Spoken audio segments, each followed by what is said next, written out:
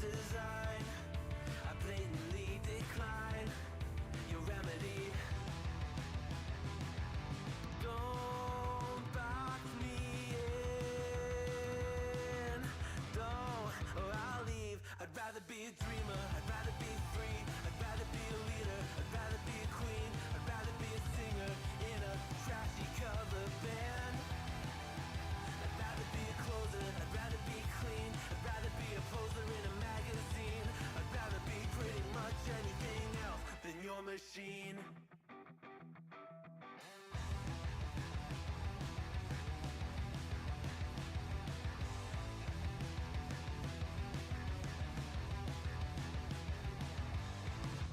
Wasn't always just a single shade, a palette full of gray in reverie. And I can burn it brighter than the sun. I have a golden gun inside of me. Don't box me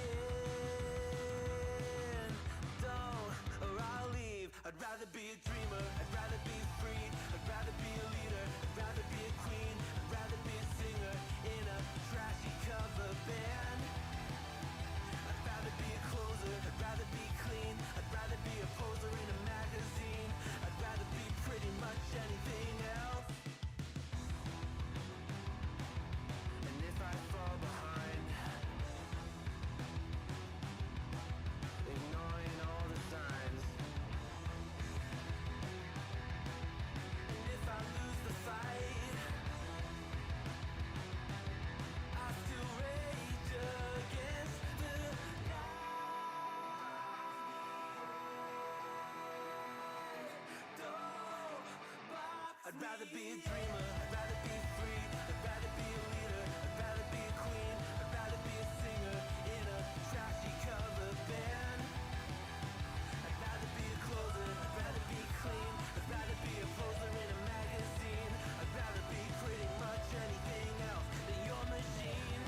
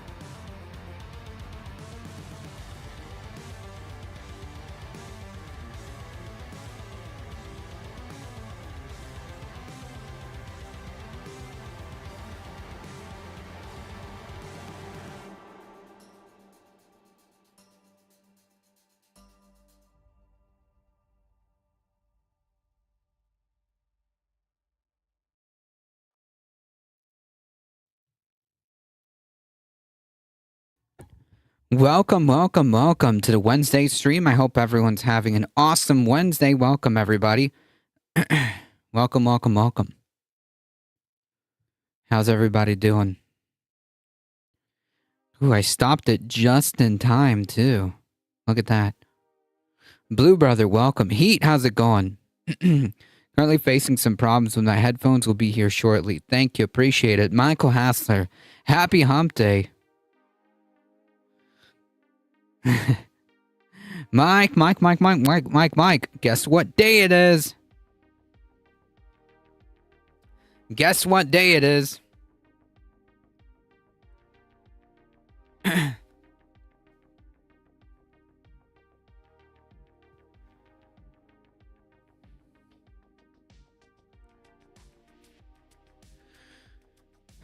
We all love camels.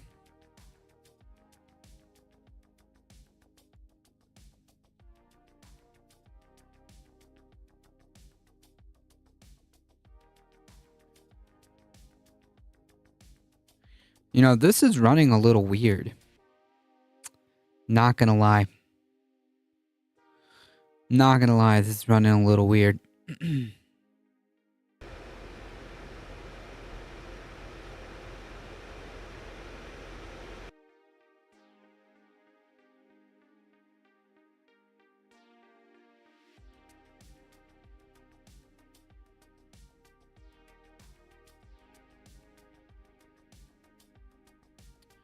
Let's see.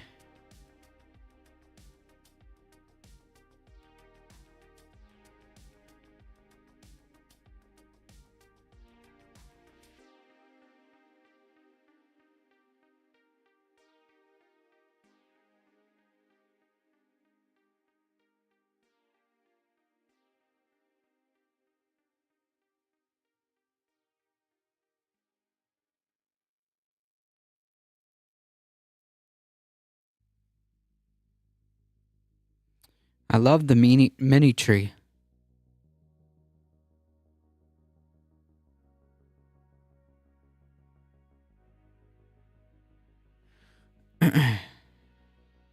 Me too. I like the mini tree too. Have you got a tie on? Yeah, my tie came in. My tie came in. This is back from the old school days. I've actually had this tie for probably decades at this point. And I asked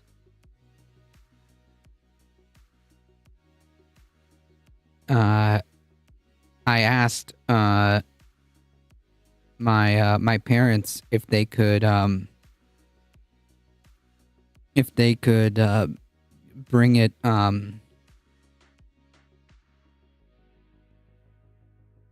we go. I asked my parents if they could bring it to me when my friend came over. And they did. It's giving ska vibes. Yeah, it is actually because back in the day ska was all the rage back in the day. And I of course it's all related. Yes, there's a reason why that tie is the way it is. Yes, you're absolutely correct. It's giving ska vibes because that's the whole deal from back in the day.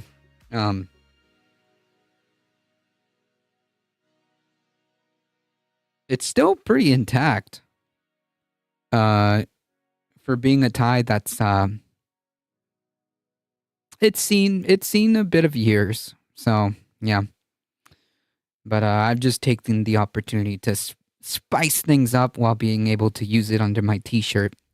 It's nice. I like it. We still listen to it in this house. Nice. Looks good. Thank you. I need a little tie clip for it too. That I don't have, but yeah, that's the story behind the tie, by the way.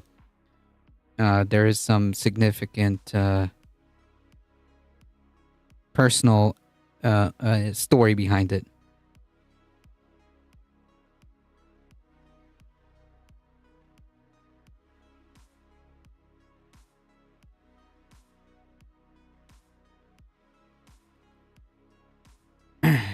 Ooh, where'd it go? Okay, here we are. All right, folks. There is a few things. We have a very important announcement. That we have very important developments in the A Difficult Truth stream sphere. That is important.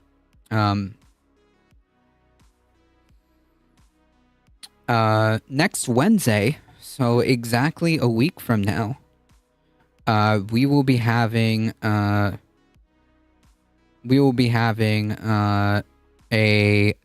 guest.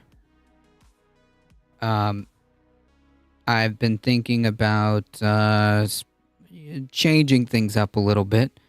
And it's been a while since we've had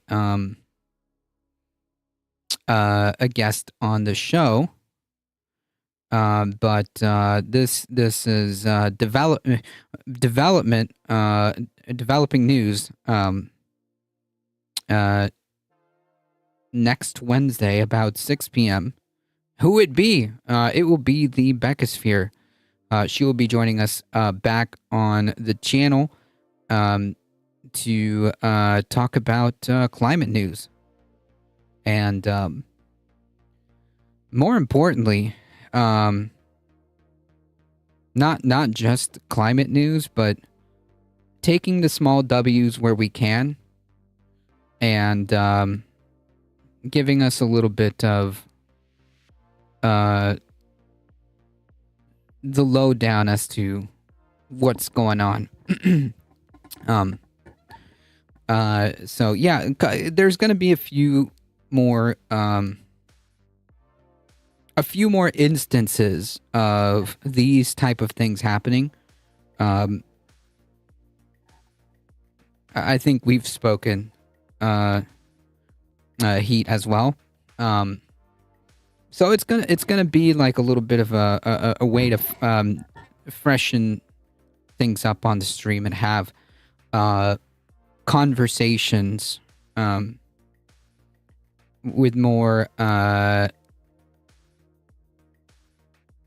left leaning friends of the channel and of the sphere. We'll give it a try after the new year, maybe. Yeah, there you go. So yeah, that's a new development. Before we get started, folks, thank you all for joining, and make sure you hit the follow button if you haven't done so, and join us on the Discord this Sunday. We will be doing movie night, and we will be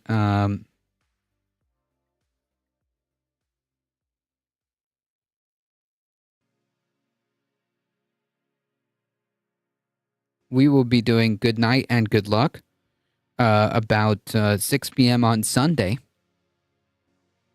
So join us on the Discord for this. If you want to participate, !Discord. If you want to support the channel even further, head on over to the Substack and join the Substack for free. Join the Discord for free. Check out the merch store and hit !tip if you want to tip your streamer directly. Apparently, I've got problems with my headphones. That sucks. We're not doing the thing where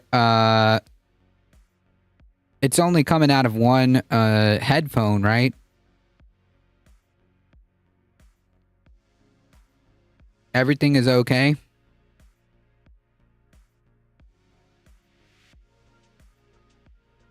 Because that would be annoying. Although, to be fair, if that's happening, then I would be able to hear it. But it seems like it's okay. I don't know. It feels like it's okay because the software, the streaming software, is the one that's controlling that. It seems fine to me. Okay. Okay. Yeah, the OBS is controlling the the audio output this time. I think it was just them. Okay. Well, that sucks. I'm sorry, Blue Brother.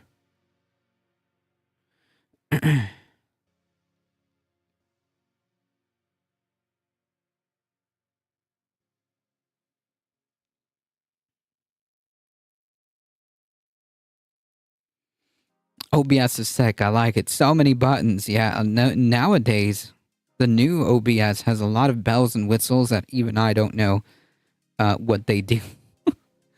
Even I don't know what they do, to be honest.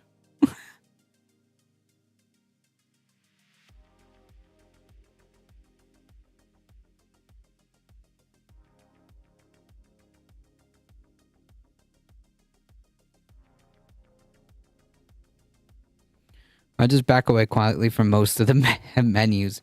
Yeah, I mean, like, unless you know what this does, like, I would just leave it alone. That's my approach. That's my approach. I literally just have like a couple of simple stuff. And that's it. For the time being, I'm stuck with my speakers on the screen. Well, I mean, I suppose that's better than nothing. That sucks. Hopefully, hopefully you're able to fix your headphones. All right, folks, let's get started. We got a little bit of time here.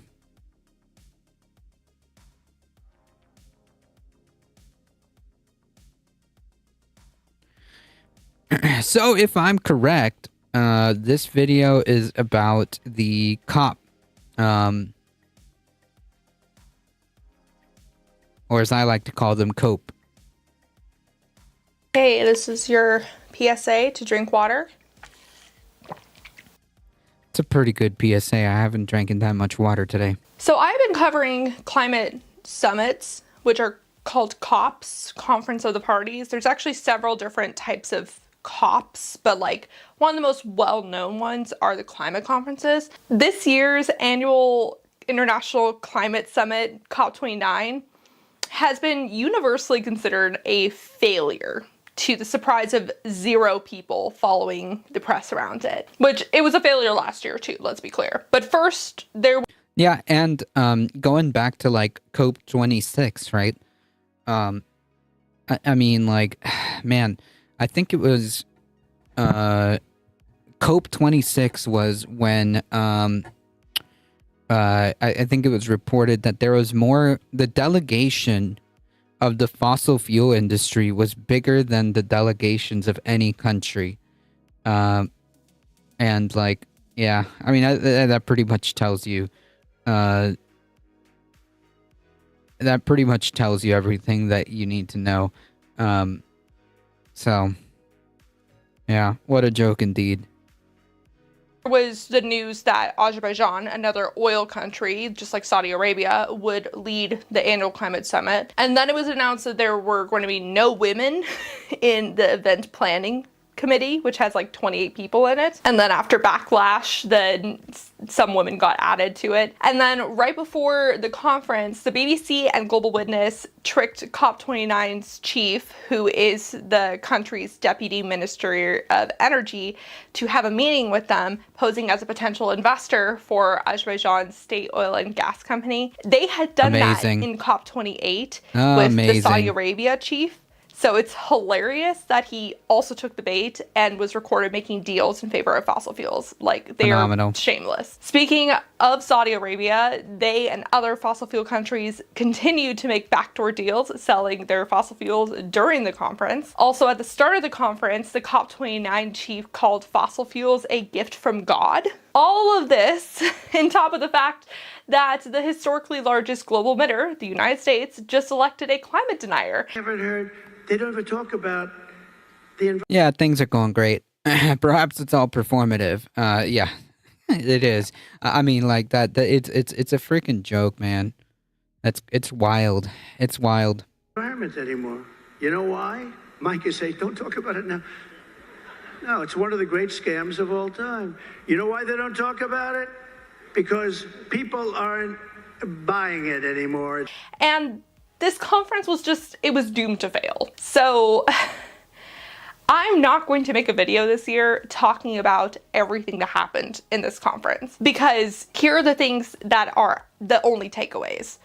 One, that the global tourism industry agreed to look at their climate impact. And two, that rich countries promised to increase their yearly allocation to help developing countries transition to clean energy from $1 billion a year to $3 billion a year. Now that might actually sound... Craft is welcome. Good evening. Seems it's not a problem of my headphone, but the cable. Thankfully, I can buy a new one without replacing the headphones.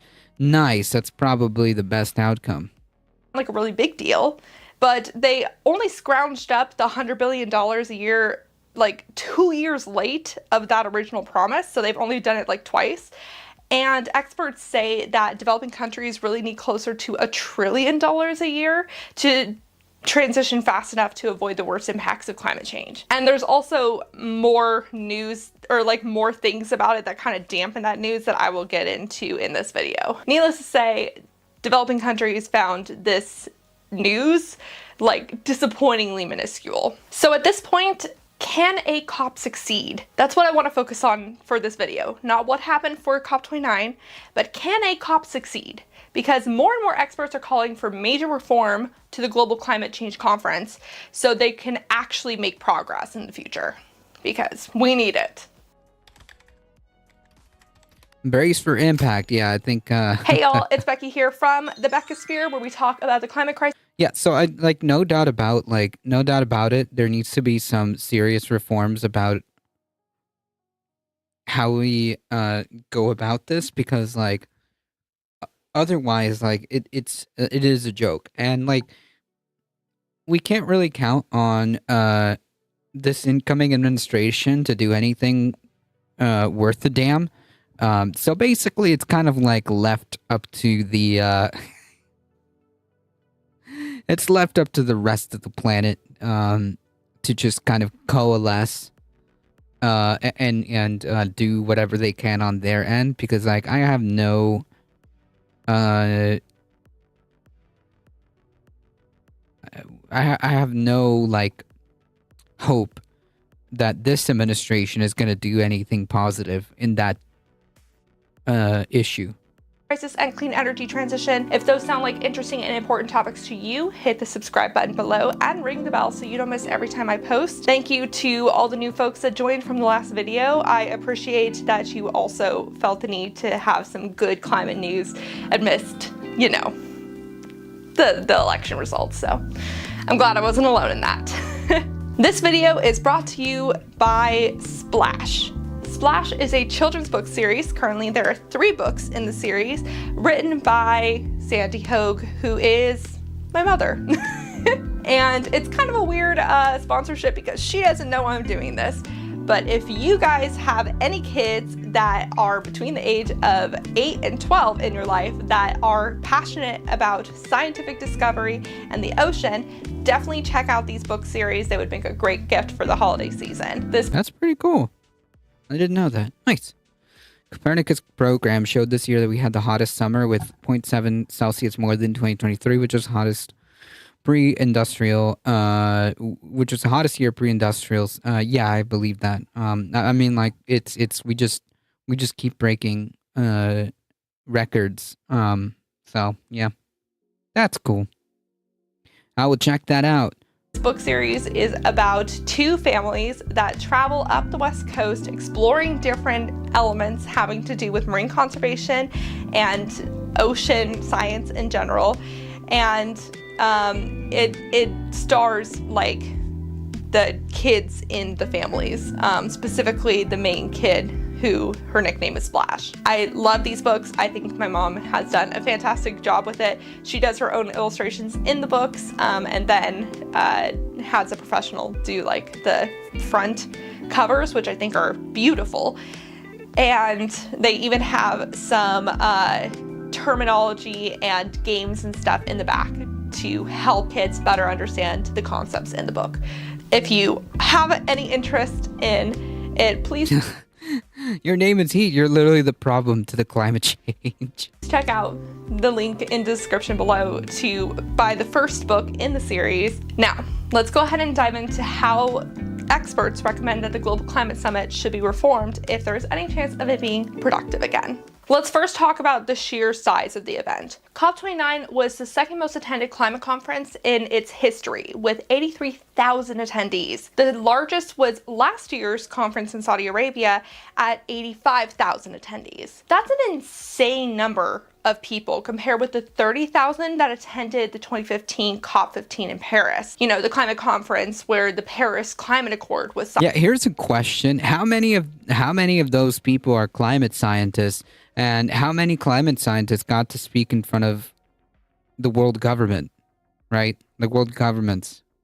Now you might think, isn't that a good thing? It means that more people are paying attention to the conference. Well, no, not necessarily. It depends on the kind of people that are attending. Because if you tell me that like 83,000 fossil fuel employees and aides and executives attended the event, then like no, right? There are only politicians attending. I mean, like even then, like a good amount of politicians attending, not necessarily a bad thing. It's like whether or like what is the influence and purpose of the event. So like yeah, if you have a bunch of politicians and like no scientists speaking to the politicians, then that's like bad. Most of them tend to oppose it. That's the issue. Gotcha. And therefore the climate crisis, right? Well, it's kind of turning this whole thing into a spectacle more than a productive meeting. Not to mention, it means that there's way more private jets and planes emitting greenhouse gases to get to the conference. And even though there's more people attending in general, scientific institutions, poor countries, island nations, and indigenous groups still lack proper representation. All of those groups combined still had less representation at the conference than fossil fuel companies. Yeah, that's very backwards. That's now, the problem. Obviously, not all that is the massive problem, right? Like that is the problem. of these people are at the actual negotiating table. There's actually really three parts of the conference: the negotiations themselves, the summit, and the expo. The negotiations are where the deals and decisions are really made. The summit is the more symbolic part where nation leaders and thought leaders might mingle or speak. And the expo is where different organizations and companies have like tabling events to show off their latest and greatest technology and ideas. It's been suggested that these three parts should really be broken up to make the conference less complicated and expensive. As explained by a 2021 report that specialized on improving climate conferences, the negotiations should still happen every year, but maybe they should be held in Bonn, Germany, which has a maximum capacity of 5,000 people. And in my opinion, it should be required that there's the same amount of representatives from each nation attending, and that indigenous nations should also have a healthy representation considering they maintain 80% of the world's remaining bio. Yeah, also,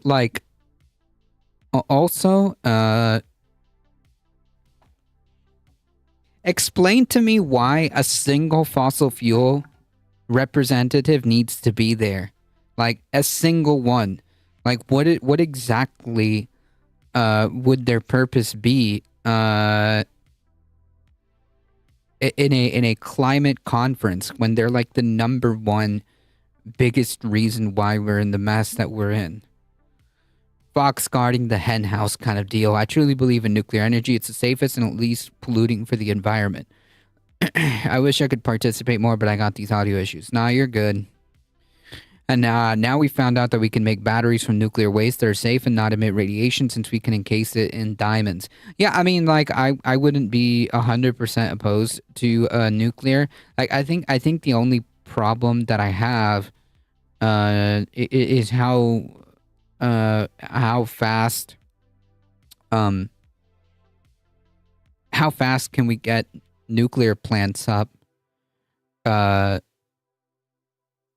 How expensive versus more focusing on renewables? What's faster? I mean, like, I suppose, like, where you can implement nuclear, I think you should. um, I really don't have a problem with it. Biodiversity. No fossil fuel representation, dear Lord, should attend those negotiations unless they are like the ministers of countries. The 2021 report then stated that the Climate Expo should... Sounds like some Minecraft magic. Wise Beyond, thank you for the follow. The only problem is how countries regulate nuclear waste disposal, but now we have ways of disposing it safely. Yeah, that's a concern, but like it's more of like how fast do you think that we can deploy nuclear versus like how fast and how cheap can we deploy renewables? Like I don't know. It's more it doesn't have to be an if or an either or. It's more like where the focus should be primarily is really it. And be held in different places each year, and then the climate summit should only be held during years where big decisions or goals are made or met. For example, COP30 that will be held in Belém, Brazil, would actually be a good year for a summit because it's the year that every country has to present their nationally determined contributions, or NDCs. NDCs are essentially updated promises by countries on how much they plan to reduce emissions and by when and how they're going to do it. Streamlining the process was echoed in an open letter to all the COP member states. Executive Secretary of the UN Framework Convention on Climate Change, Simon Steele, and UN Secretary General Antonio Guterres. Quote, with a global policy map fully developed, COP must shift away from negotiations to the delivery of concrete action.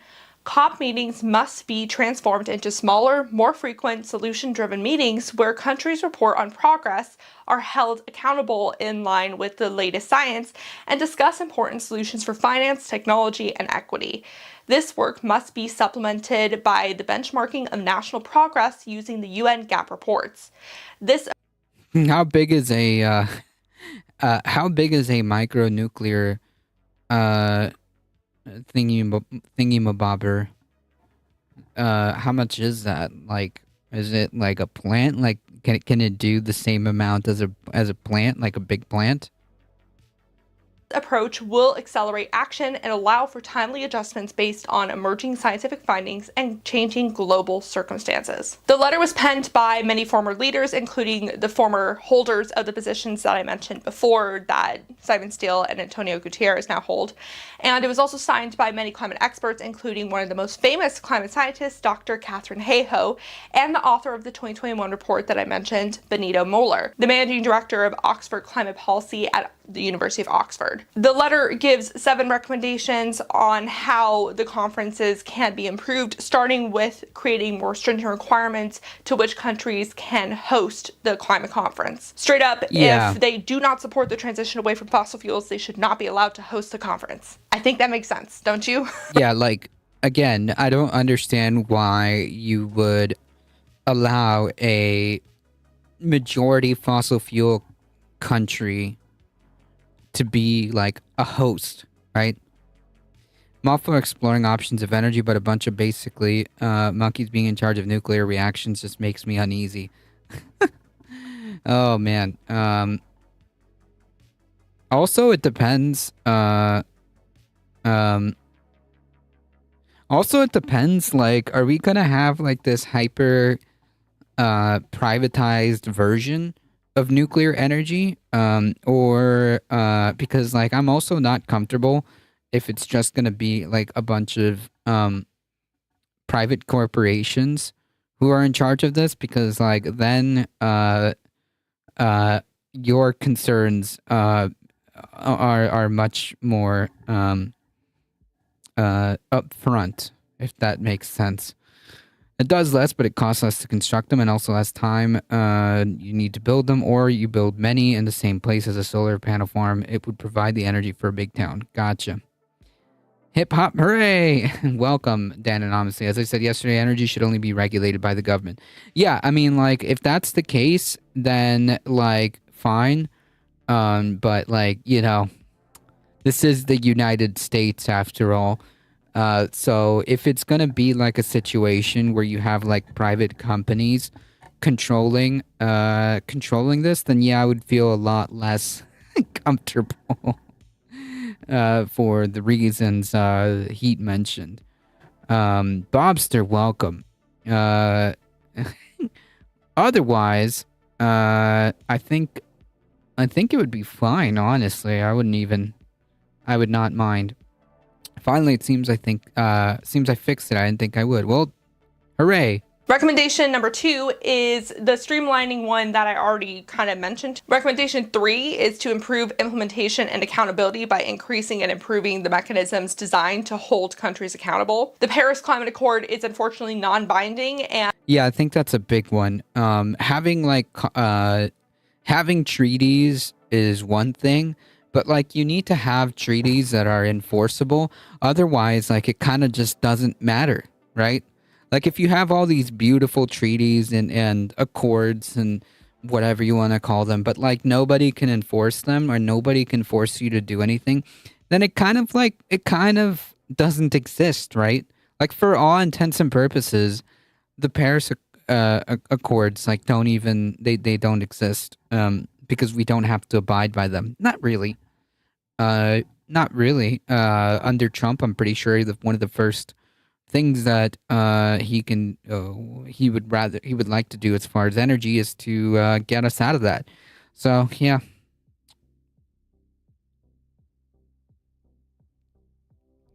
I changed my energy provider 2 years ago because the private market got unregulated, and the price of energy skyrocketed 10 times, but the government made their own company and I moved to them, and I only pay 15 cents a kilowatt instead of $1. Nice. And 15 cents because they use a network used by private companies. The price is actually about 2 cents. Wow. and there's a high unlikelihood that a binding agreement will be achieved. So instead, the letter suggests expanding the global stock take process, which keeps track of promises and progress, so these things are at least transparent. But are goals even hinged on the right focal point? The Paris Agreement put a focus on a particular... Yeah, it's not just like setting goals. It's like, can you achieve these goals? What are you doing to achieve these goals? And if you can't achieve these goals, and if you don't achieve these goals, how are you being held accountable for that? See how how cheap it can be if it's a public company, and it could be even cheaper. Yeah, I completely agree with you. Now imagine healthcare. Yeah, I mean, like literally, healthcare would be half the cost, roughly. But yeah, a nice big work and shake things up. I'm good. I'm okay on that one. Temperature limit, 1.5 degrees Celsius or under 2 degrees Celsius. But that has led to the reliance on scammy carbon offset programs and unproven technology like carbon capture and storage technology. The focus should really be on emissions reduction. Instead of constantly hearing 1.5 everywhere, what if we constantly heard 7.5% reduction? That is how much the world needs to reduce its emissions each year. We need to reduce our emissions by at least 7.5% every year. So what do you think of these distinctions? Do you think that that would be... I mean, that's a little bit more tangible. That's a bit more tangible.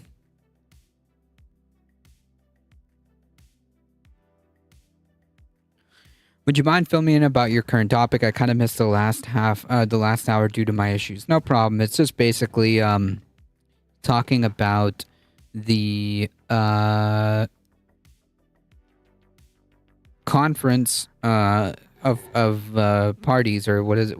Is it conference of parties, or COPs that happen, and what can be done to reform these COPs, because there's a lot of problems with these international meetings that happen. Healthcare costs about 5% of our salary, and it's universal, which means for everyone. You get diabetes, for example, the insulin will be free. You get cancer, the treatment will be free because everyone provides for it. It's not regulated by some insurance company. all cops are bastards. Sorry, went off topic. No problem, but true. The Climate Lobbyist Conference. Yeah, I guess. I guess it should just be renamed the Climate Lobbyist Conference. That's probably better. But yeah, it's just highlighting the problems with this, and quite frankly, the reasons why not a lot of stuff gets done at these conferences, um, and what can be done if there is a desire for reform. What can be done to make this better? That's what this is all about. Third cop in a petro state in a row. Yeah, exactly. Which is one of the things that was talked about. Exactly correct. One of the things that was talked about is maybe not having these events in a petro state or in a oil state.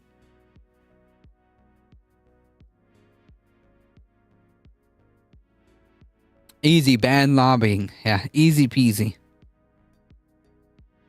Be a more helpful goal to hear. Other recommendations in the open letter state cops need to amplify climate science and equity more, emphasizing the interconnectivity between poverty, inequity, and planetary stability. Like what I said earlier, the amount of fossil fuel representatives at the conference is completely unacceptable and currently drowns out important voices. The last recommendation I want to talk about is recommendation number 4, which focuses on delivering true climate finance, meaning not loans. This was the thing that I was alluding to earlier in the video when I said that the $300 billion also had other problems with it. Yeah, it's the COP29. That is correct.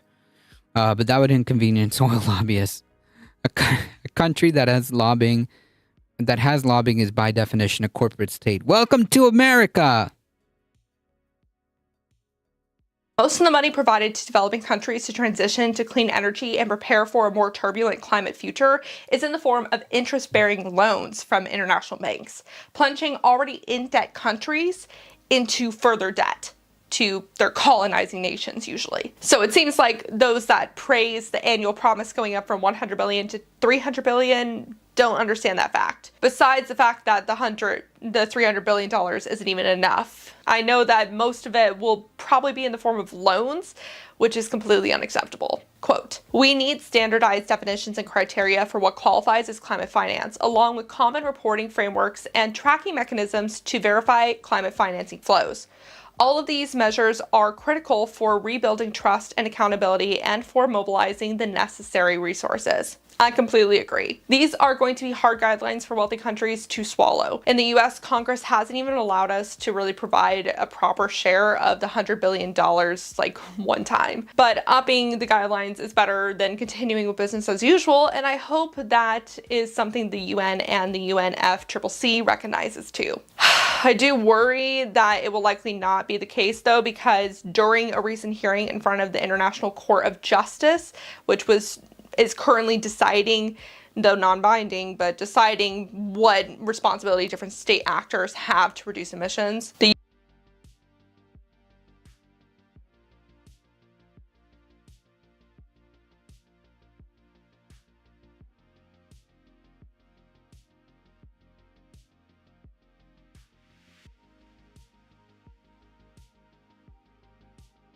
US, China, Saudi Arabia, and Australia all consider the current system sufficient to tackle the climate crisis. Needless to say, developing nations and environmental groups were pissed at that response because like, oh yeah, it's working for you because y'all haven't done enough. But what do you think of these recommendations? Which one do you think would be most likely implemented? Sorry. That's difficult to say which one is going to be actually implemented because like there's no real incentive to do anything less, right? Like why would I want the status quo to change when I'm getting all this money from the fossil fuel industry and all I have to do is just toe the line and pretend I give a shit. You know what I mean? Like there's no incentive to change, not really. So I think that's like the problem. There really is no incentive to change.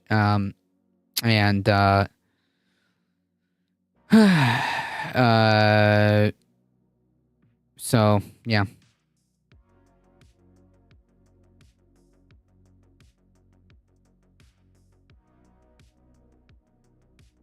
Please let me know all your thoughts below. I feel like the one that I hope like one of the most impactful ones that I hope would be implemented is having the smaller conference be in Bonn, Germany, instead of like the bigger conferences. I would really like to see that because I just feel like that would be more productive. But I do worry that it would not result in what I was wanting, which is that every nation would have the same level of representation. So it's now time for a fun fact about Rue. Yeah, this is why we really watch these videos. All right, let's hit it. I have been keeping a very big secret from all of you and from Rue. Rue has a little sister. When I dropped off my partner for his nursing school program, we got him a kitten. Her name is Vetra. She is a gorgeous little silver tabby, and she's about 5 months old at this point, and she is coming home for the holiday season, and we're hoping that her and Rue will be able to meet soon. So, wish us luck with that introduction, but she's a total sweetheart, and I think he's been wanting to have a playmate. That is the secret I have been keeping from all of you. Oh, I'm so sorry. Next week when she's on the show, I'm going to compliment her on her hair and style choices. She's killing it. I agree. But I'm so glad to share it all with you now. And that was a fun fact about Rue. Until next time, remember to talk about the climate crisis every single day and to support your local news and environmental organizations. Thank you to the people on Patreon who help support me and my fur baby Rue. Germany has like 50 conferences about climate change and agriculture a year. I did not know that. That's right, Becky will be on the show next Wednesday. Exactly. Next Wednesday, folks, you're going to want to tune in. Around this time, actually. Around this time, she will be joining us.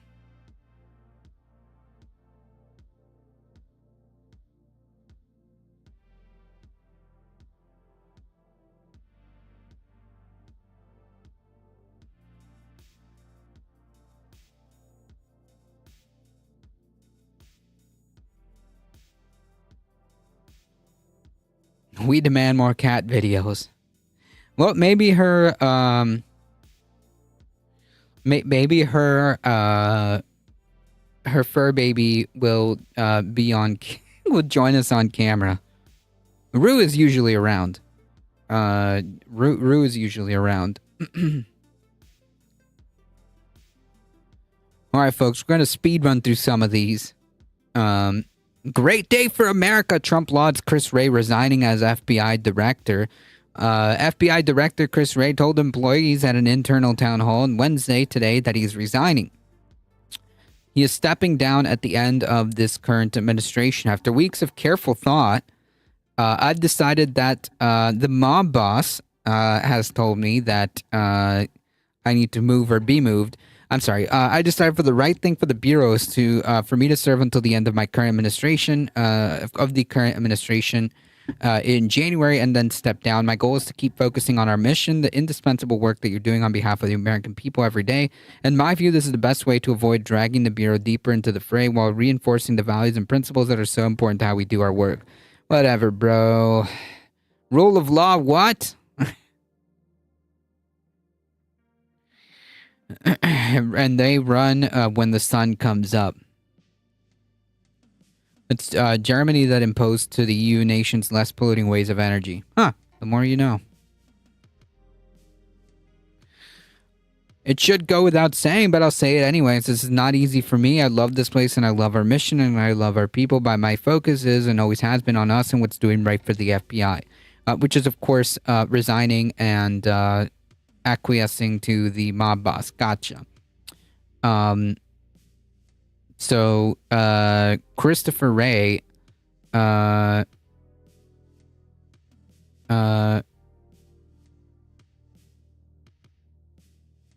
is resigning at the end of the administration. It's a meme song from Metal Gear Rising, Revenge Rules of Nature. Gotcha. I've never actually played Metal Gear Solid. Not that much, honestly.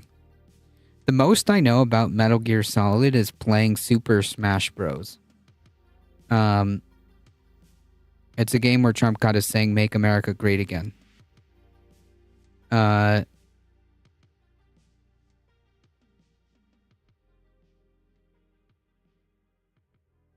I'll be honest. I think that came even before. It's not solid. It's Rising Revenge, a more hack and slash game. Oh, okay, different. Gotcha, different thing. All right, ignore me. I love Super Smash Bros. Yep. Trump has been president for minus 1 month, and I'm already exhausted. Me too. Me too. I love Super Smash Bros. As well. Definitely a an all-time classic. Of course, my favorite character. My favorite character will be Pikachu. Trump is not my president. He will never be. He's been president for 2 years.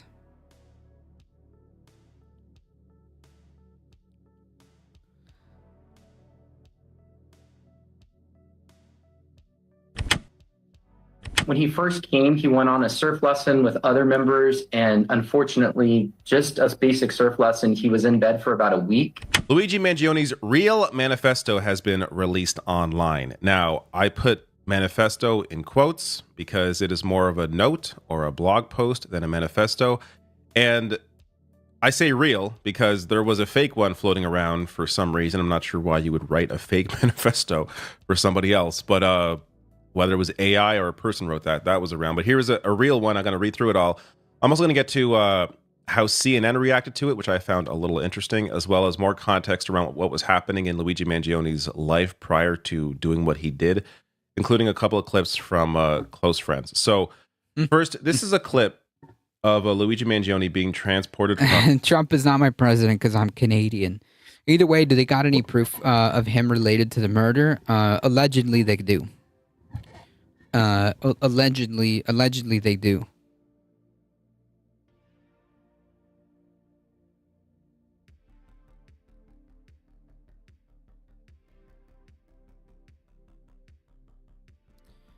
Someone send them a red mushroom in jail. From a police car to a building. This was released by Ken Klippenstein, who also released the manifesto. I'll get to more on that in a second. But this is just worth playing here. It's completely out of touch. And it's an insult to the intelligence of the American people. It's a lived experience. So in case you missed that, he's quoted as saying here, this is completely out of touch and an insult to the intelligence of the American people.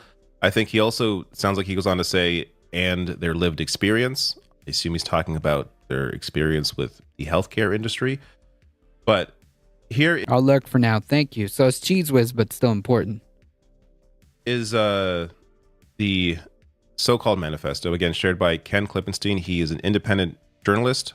He used to work for The Intercept. He is now on Substack. I will link to his Substack below the video in under sources on YouTube in case you want to support him. Ken has been doing fantastic work on his own, and it goes to show, like, this was not released by major media outlets. I so hope his defense lawyer will be named Mario, despite them having access to this. So Ken writes here, I've obtained a copy of suspected killer Luigi Mangioni's manifesto, the real one, not the forgery circulating online. Major media outlets are also in possession of the document, but have refused to publish it and not even articulated a reason why. My queries to the New York Times, the Washington Post, CNN, and NBC to explain the rationale for withholding the manifesto while gladly quoting from it selectively have not been answered. I'll have more to say on this later, on how unhealthy the media's drift away from public discourse is, but for now, here's the manifesto.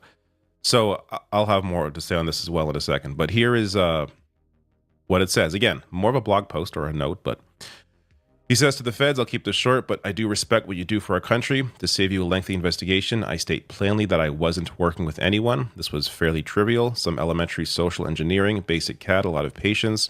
The spiral notebook, if present, has some straggling notes and to-do list that illuminate the gist of it. If the copay don't fit, you must have quit. My tech is pretty locked down because I work in engineering, so probably not much info there. I do apologize for any strife of traumas, but it had to be done. Frankly, these parasites simply had it coming. A reminder, the US has the number one most expensive healthcare system in the world, yet we rank roughly number 42 in life expectancy. United It's true, is by the way. largest company in the US by market cap, behind only Apple, Google, Walmart. It has grown and grown, but as our life expectancy, I no, imagine the he reality is these. I imagine he meant to put, but has our life expectancy. He's asking, but has our life expectancy grown? No. It says indecipherable. I imagine maybe it said corporations or something like that. But these indecipherable have simply gotten too powerful. Yeah, and they he's continue to talking about abuse our corporations. country for immense profit because the American public has allowed them to get away with it. Obviously, the problem is more complex, but I do not have space, and frankly, I do not pretend to be the most qualified person to lay out the full argument. But many have illuminated the corruption and greed, e.g., Rosenthal, Moore, decades ago, and the problems simply remain. It is not an issue of awareness at this point, but clearly power games at play. Evidently, I'm the first to face it with such brutal honesty. All right. So, Hey, sorry for interrupting. Hey. Isn't that annoying? What if I told you there was a way to get rid of ads like this forever? It's called Pi, and if that sounds familiar to you, motivations, I think, are clear. His issues with You mean no one from the FBI could decipher his writing for those words? I'm pretty sure it says corporations.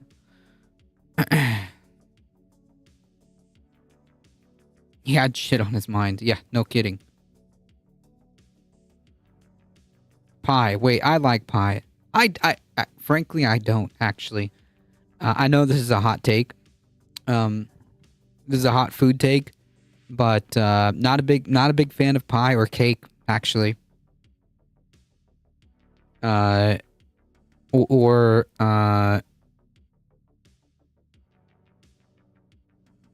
candy or sweets. To be honest. Pie is just okay. Ground level news. David Dole is my favorite commentator after Michael Brooks died, but he has such a disappointed, exhausted vibe all the time. I think we all do, to be honest. I think I feel that. I don't like sweets because I drink alcohol. God, no. Sean, the non-believer. You haven't had no pecan pie, though. I haven't, actually. You're right. You're right. I've had cherry pie, pumpkin pie, which don't like. That's not even. It's okay. I'm not a big fan of pumpkin pie. Raspberry pie. For me, it's about the kind of pie and cake. With sweets, I like pretty much anything coffee flavored. I also like key lime pie. Crust is just so mid. I just can't do it. I'm sorry. It's sweet and like I just don't do it. I mean, I can eat like marble cake. That's about like my favorite type of cake, like marble cake. But that's about as far as it goes. the healthcare industry. Some are quoting saying Moore is likely Eat tortilla then? I've never had it. referring to Michael Moore. Documentary Sicko discusses the insane American healthcare, for-profit healthcare system. Again, just to reiterate, eliminating a CEO is not going to solve the healthcare problem. That is a systemic problem. I like crust, especially blackened crust, much better than metalcore. Blackened doom is the best.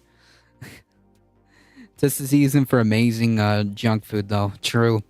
Cookies, chocolate chip. Like, I'll eat chocolate chip soft baked cookies. Okay, you give me some soft baked chocolate chip cookies, I'll be all right. I'll be all right. I'll drink some coffee with it.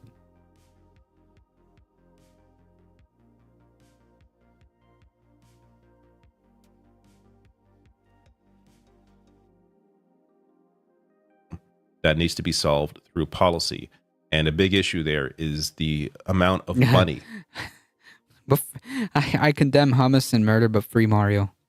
that lobbyists from the healthcare industry pour into the U.S. government. as a way to continue making it a for-profit system. So the obvious move here is to move to a single-payer Medicare for all system that's been discussed countless times. The political will has to be there, and people of all politics need to align on that. And I think there is an alignment on that.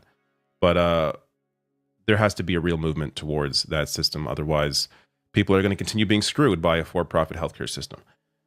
That said, as New Republic writes, the reality of the U.S. healthcare system is somehow even more grim than Mangione described. The U.S. was ranked I saw that Netanyahu is being investigated for corruption, but not for genocide. Well, I think he's there. There's, I mean, within Israel, he's before this whole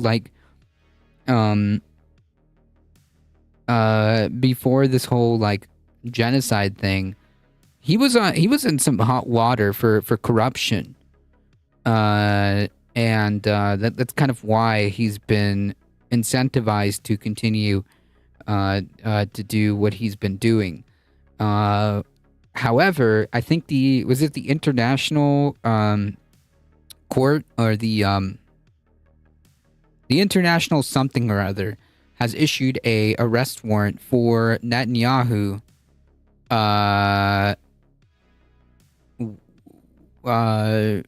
for war crimes. Yes, the International Court of Justice for war crimes. Or crimes. I'm sorry, crimes against the crimes against humanities. You're right. You're right. Crimes against humanity. Was it ICG or the ICC? I want to say it's the ICC, right? Nintendo has just announced a new game, Luigi's Escape. 60th in the world for life expectancy per the most recent data from 2021, according to the U.S. News and World Report. And among its wealthy peer group in the OECD, the U.S. is ranked 30 out of 38. The U.S. does have the most expensive healthcare system in the world. Healthcare costs in the U.S. tallied up to an average of $12,318 per person in 2021, while in Germany, which has the second most expensive system, costs amounted to an average of $7,383 per person, according to the World Economic Forum. And I've discussed a lot of these issues in the past in videos this week, but also, during 2016 election, during the 2020 election, when Bernie was really discussing Medicare for all. I've discussed my experience with the single payer system in Canada, and just, even with the problems that universal systems have, it's never because of a lack of private healthcare or a lack of for-profit healthcare. It's usually, if there are issues in our systems, and of course there are, it's always because of the encroachment of for-profit companies or the encroachment of people that want to bring a for-profit healthcare into universal systems. It's always the issue with that, as opposed to anything else, or underfunding when it comes to, not paying nurses enough, for example. I know Ontario has gone through that in Canada. So there is, of course, issues with every healthcare system, but the benefits, I would take. Yeah. Like, honestly, you're never gonna have a perfect anything, right? But as far as efficiency and price go, and health outcomes go, I mean, it's a no-brainer, right? There's a very good reason why it would be, while not perfect, it would be way more beneficial to have a public health system rather than a private, right? Because a private system fundamentally isn't actually there to provide health care. Not really. The purpose of a private entity is to make profit, right? That's it. That's first and foremost, beginning and end, the alpha and omega of a private entity is to make profit. That's it.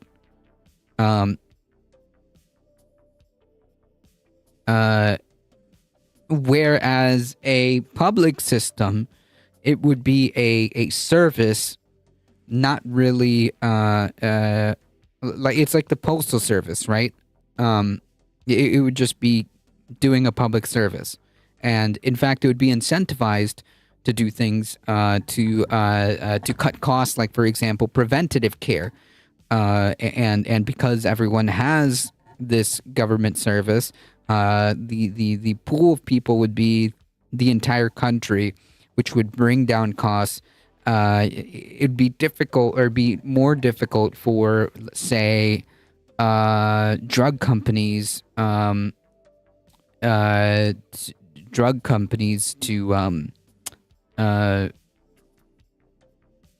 screw people over with prices, because now you have the entire country under one system. Insurance companies are only there to make money, not give healthcare. Right. Publicly traded entities, some private companies actually do have reasonable ethics. Right, but at the end of the day, it doesn't matter. At the end of the day, they're still geared towards making profit, right?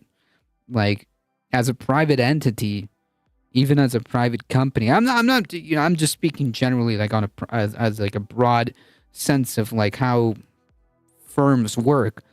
Is to make money.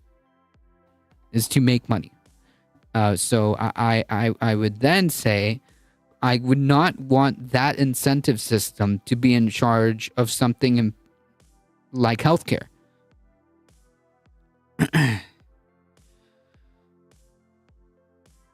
We just can't keep relying on them to do the right thing anymore. Right. LLCs are the purest definition of evil. Take the Canadian healthcare system any day over what Americans have to deal with. Just when it comes to peace of mind when it comes to job security, not having to worry about losing healthcare if I lose my job, or having to switch doctors or switch healthcare plans if I lose my job, being able to go independent and self-employed because I have healthcare guaranteed to me and guaranteed to my family. Like, that alone is worth it. Let alone the fact that there was no in-network, out-of-network, the fact that I could go to any walk-in clinic and get help, the fact that I've had surgery and it was a very simple process. I just went, I was put under, got the surgery, I went home. There was no discussions ever with any insurance company. Nothing of the sort. Is just guaranteed to me, just paid for, because it's paid through taxes, and you pay less overall through your taxes than you would to private insurance, because again, there is no for-profit motive at the heart of that, and everybody's paying into the same system. I could talk at length about the benefits of a single-payer healthcare system, and that's just somebody as a civilian. I'm not even, an expert in the field, but as somebody that experiences healthcare and understands how it operates here, at least the big. Right, like, can you imagine if that was like your healthcare experience here? Like, I can't actually fathom what that looks like, what that would feel like, I guess, right? Because, like, just talk to anybody.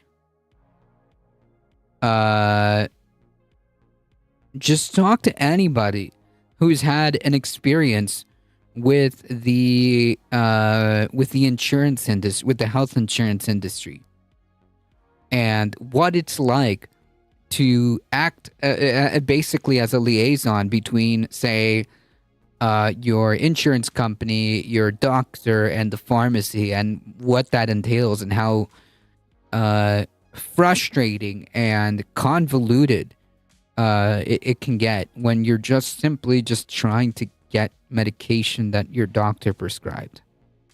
We passed a law these days for the doctors to be obligated to save lives and not wait. Let me explain. The law came after a teen got into a hospital at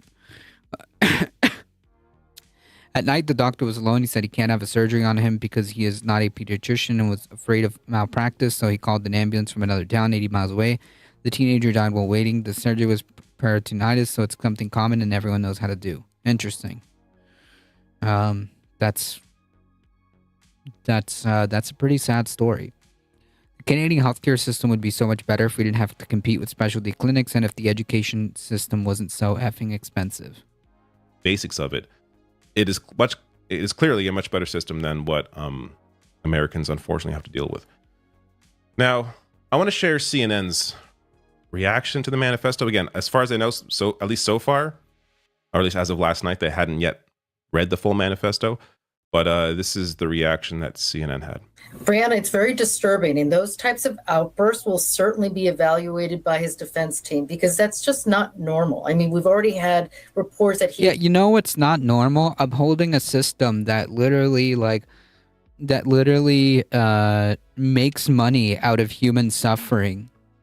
That's not normal, okay? That's not normal. Having a system where you allow people to become very wealthy at the expense of thousands of people's health and lives. That's the abnormal part of this whole thing, right? Like being so frustrated and defeated and angry to the point where you feel like this is the only response that you are capable of doing is more understandable than justifying a system that is so freaking cruel, disgusting, and inhumane. Does that make sense? He has been very strange since over the summer, that he has become reclusive. This manifesto is these rantings and ravings of an individual that obviously has some aberrant thoughts in his mind, and that's why he put it down on paper. Ranting and ravings that they are not willing to share with their audience. This gets to the heart of why a lot of people don't trust mainstream press. As I said in the last video, it's very easy to thread this needle. You can discuss how vigilante justice, how eliminating a CEO is not the solution to the healthcare problem, while also acknowledging that the issues that he is bringing up in, again, manifesto in this blog post are legitimate. The fact that the U.S., how the U.S. is ranked in the healthcare system is real. Yeah, that's true. There's no lies detected there. And again, like, the murder here is like secondary to the big topic at hand, right? Which is the exploitative nature of capitalism. And no better example of how this works than the healthcare industry. And again, what's abnormal is defending a system that would sign off on your death without hesitation. That's what's abnormal. And as I was saying, I would actually argue that being so angry and so defeated and feeling like you have no other avenue, no other recourse, because you're in chronic pain and you've been screwed over by this health system, like that is the actions that this person took is more understandable than justifying the continuation of this system. That's my point. That is a real problem. So you can do both. You can acknowledge, hey, this is not the solution to fixing the problem, and also acknowledge that the healthcare system is a problem. But to not tell the audience what is in the manifesto, just to selectively pick out certain things and not acknowledge some of what he's saying here, it does a disservice to the audience and treats people like morons. People know what they have experienced with the healthcare system. Right. I think so like to say that this is just like the ranting and ravings of a lunatic, not really. Not quite. Because like those are pretty much like those are facts that we've talked about. You know, how the United States is consistently like on the lower rung when it comes to healthcare outcomes. The United States it has poor health outcomes because of the privatized system. That's it. We have a specific saying on how the health insurance works. Translates to they took your money and then they F you in the yeah. I mean, in other words, the health insurance company is incredibly the health insurance industry is incredibly parasitic. It just simply does not need to exist. These institutions do not need to exist. Point blank. There's no reason for them to exist. If all health insurance companies got Thanos snapped tomorrow, you would still be able to function and rework what you have without them. Because ultimately, they're not the ones that are providing the healthcare. It makes total sense to speak to that. If anything, it further helps to ground people if you discuss those issues while also being honest and open with the obvious fact that what he did is not the solution to the problem. But they aren't willing to have that. Instead, it's been a lot of scolding and a lot of just making this out to be just this crazy lunatic who did this thing with no real motivations. And you look at what the motivations are. You look at the data that he outlined, which is not dissimilar to what people like Bernie Sanders have been discussing. There are real problems that people feel that, of course, again, are not solved by what he did, but it helps to acknowledge what those problems are when discussing this topic, this event. Now, I want to get to some of what was discussed there as well in terms of how he sort of lost touch with people over the past few months. It does seem like there was at some point some kind of potential mental break over the last few months, as his family his mother had reported him missing. Yeah, this is probably to do with like the amount of chronic pain this dude has been suffering because of his injury due to that surfing accident, and because of the way that he was treated, or I guess not treated, by the health insurance company. So, yeah. To authorities, she hadn't had contact with him since July. Now, of course, he's an adult. He's, living on his own. But to not have contact with your son for months, clearly they were worried about him. But this clip here, so this is from a friend of his when he was living in Hawaii. And I thought this was worth noting. Yeah, so when I first interviewed him before he... Hear me out. The public health care doesn't work in the U.S. because the tax system doesn't work. As I said, everyone pays 5%. You have free health care to everyone. The super rich don't pay taxes, and they will never pay 5% from the income, while a normal person only gives $50. Right, but like that's the point, right? We don't have a system that prioritizes people's needs. Just the rich people.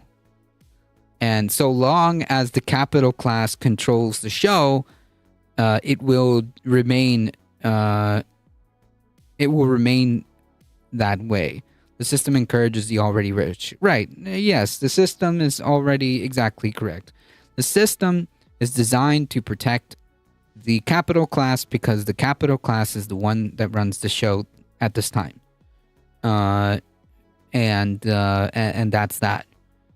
So long as the capital class runs the show, they get to dictate the rules, and those rules will always be catered to the point in a way that will benefit them, in a way that will make sure that they don't lose that status. So it is in their interest to make sure that they continue to hold the government hostage and make sure that nothing like that gets done. Nothing about tax reform, nothing about regulations or anything like that that would encumber this insatiable need for infinite growth. Progressive income taxing, what's that? A thing that we had a while ago. in a different time. Moved in, I remember he said he had a back issue and he was hoping to get stronger in Hawaii. So he's always focused on trying. When he first came, he went on a surf lesson with other members, and unfortunately, just a basic surf lesson, he was in bed for about a week. We had to get a different bed for him that was more firm, and I know it was really traumatic and difficult. You know, when you're in your early 20s and you can't, do some basic things, it can be really, really difficult. Did he have any conversations with you then or even afterwards about that issue? And I mean, his back, how he hurt it? I mean, obviously anything to do with the insurance process of it? I don't. The only thing he ever mentioned, he mentioned, I need to go back to see my doctor and then I'm going to have surgery. I encouraged him and brought him to yoga classes. He would do calisthenics on his own. I know he was really focused on being strong and healthy, but it also weighed on him that he knew that there was an impending surgery. All right, a couple of things worth noting there. He was out for a week over a basic surfing lesson. When you're 26, that in shape, and you have serious health issues like the one he had with his back, that can really weigh on somebody. I can't imagine being in that position. Obviously, that doesn't, again, I got to keep being clear because people get dumb. That doesn't excuse what he did, obviously.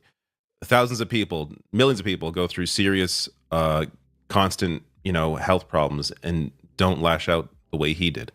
But it's simply to try and understand the mindset that he was in, and what. It's not about justifying. It's about understanding and having a broader conversation about what this all entails, right? Was going through. Also worth noting, he is 26. I know in the US you can be on your parents' healthcare plan until you turn 26.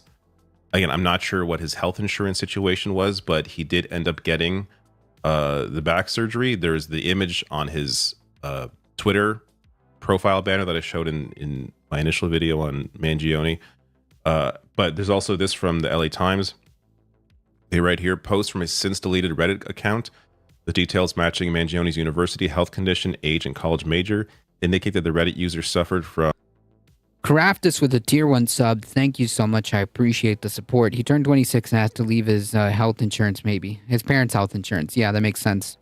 A condition in which a vertebrae in the spine, usually in the lower back, slips out of place. The Reddit user wrote that his condition got worse after a surfing accident. Quote, my back and hips locked up after the accident. The Reddit user wrote in July 2023, I'm terrified of the implications. The Reddit user said he underwent spinal surgery weeks later, which appeared to have improved his symptoms. Mangione also posted an image of the spinal fusion surgery as the banner for his X account. So again, details keep coming out. It's unclear what the situation of his health was at the time that he did what he did, but it goes to just the lived experience that a lot of people share in terms of the healthcare industry and serious problems that are beyond their control. This is why, a lot of people, if you poll Americans on their private health insurance, a lot of people say they like their insurance, but a lot of those people haven't had to use it. If you poll people, those same Americans, on do you like your insurance, if they've actually had to use it, that number goes way down, because then they actually experience the... Yeah, I mean, I don't know anybody that actually likes their insurance company, I'm gonna be honest. His parents were rich, many things. Owns 3 golf courses plus more. Let me find the wildest article about him. You can send it to me. Healthcare system. It's something that you don't have to think about until you need it. And then you have to think about it. And you have to hope that the money you've been paying into it is going to, work for you. And in many cases, in the case of United Healthcare, they deny the most claims out of any private insurance company at 32%. Nah, the links are not showing. You can send it to me directly. MX Mama, I like my Medicare. Yeah. So I have Fava Beans. Got any Chianti? Just think. Welcome, Mouse Sandy. Of how many people those kinds of decisions have directly impacted, denying people the healthcare that they need when they've been paying into it. Their money's already spent and they can't get the healthcare that they've been paying into. Like it is insane to have a profit motive at the heart of healthcare. Something that everybody needs. We all need it at some point in our lives. We all need healthcare. To have a profit motive at the heart of that, to have that be the reason for these healthcare companies to operate. Their priority is profit, not people's health. It is profit. That's a completely insane system. Now, last thing here, I think it's just, I don't know, it's worth just noting that, as I discussed in previous video, Mangione had reviewed the Unabomber's manifesto, gave it 4 stars, and sort of excused his thought process. But apparently the idea to read the manifesto was part of the book club that he was in Hawaii. And it was his roommate that proposed that. I mentioned one of the great ways he contributed to the surf break community was by spearheading a book club. And he presented a bunch of interesting books to read. I think we started with Outliers by Malcolm Gladwell, and a few texts in. I actually proposed that we read, it's kind of half joke, but read the Unabomber Manifesto. I always wanted to read it, but never got around to it. So that was my suggestion. We had a normal discussion, debate around it. Nothing that stood out at the time, no anger, no a special affinity towards it, just, thought-provoking discussion. You suggested reading Ted Kaczynski's book. Why? Why were you interested in that? I have an academic background, and I really enjoy reading just about anything, different perspectives, right, left, middle, progressive, things about ancients, the future, and wanted to understand a little bit more about what he wrote, why he wrote it, and maybe some historical context around that. All right. So his friend suggested reading that. Now, I want to be clear. The friend deserves no blame. Millions, not millions, but I'm sure a lot of people have read that manifesto, and they don't imitate him. But it is interesting that as at least partially has to be somewhat an influence there in terms of his review of the book and agreeing with a lot of what was said in it. But again, this gets back to what who didn't read Mein Kampf? I think the real discussion should be coming out of this, and that is the healthcare industry, the fact that for-profit healthcare, the idea of it just generally is insane, and there should be a continued discussion around that and moving towards a single payer or some kind of real universal system where healthcare is guaranteed to everyone. Yeah, and I would say that this also, since everyone kind of understands in a general sense just how bad health insurance is, how pervasive health insurance company, the industry is. I would say that you could then take that opportunity to extrapolate that and be like, yeah, it is kind of gross how they take advantage of people for profit, and that is a core of capitalism. So if we can agree that an industry like the health insurance company can be so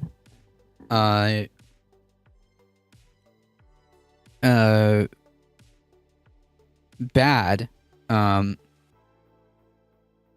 maybe a broader discussion about capitalism, maybe a broader discussion about capitalism can be had at that point. Reading something doesn't radicalize you. I read many versions of the Bible. I read the Quran and Maharashtra. Yeah, well, that's true. Innately, reading something does not radicalize you. It can, but it does not necessarily, just because you read something, it does not mean that you will automatically get radicalized. I also read Kama Sutra and I still don't get laid.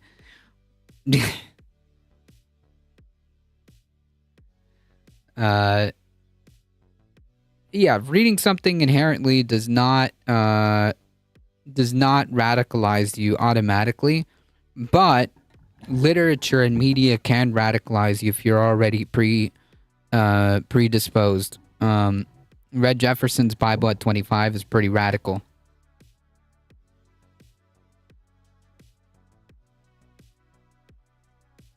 Extremely ironic. Suspect in United Healthcare CEO slaying played video game killer, friend recalls.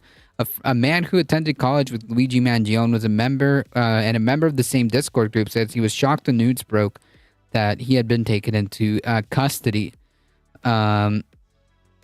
Luigi Mangione, who was arrested and charged with murder in the shooting and death of the United Healthcare CEO, once belonged to a group of Ivy League gamers who played assassins. A member of the group told the NBC News in the game called him, "Are you serious? Among Us?" Is that the story that they're going with here? They made an entire story about how this dude belonged to an Among Us Discord? Really? Well, you weren't kidding. That was a pretty meme. That was a pretty meme. A pretty meme story.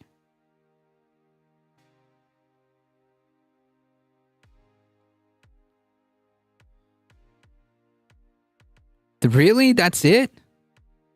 Someone sent that to me in all seriousness, and I died laughing.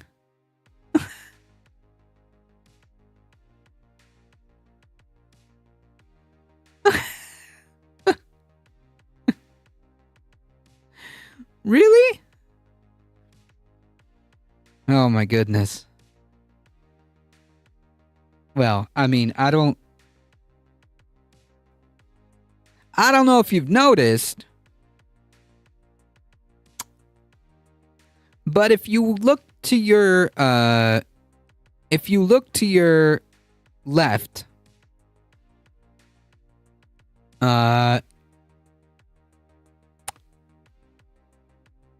right behind the Christmas tree, if you look behind me to your left, and look behind the Christmas tree, you will see the Among Us. Okay. I was like, AOC played Among Us on Twitch, bro. Yeah, like this is actually a wild story. Oh my goodness.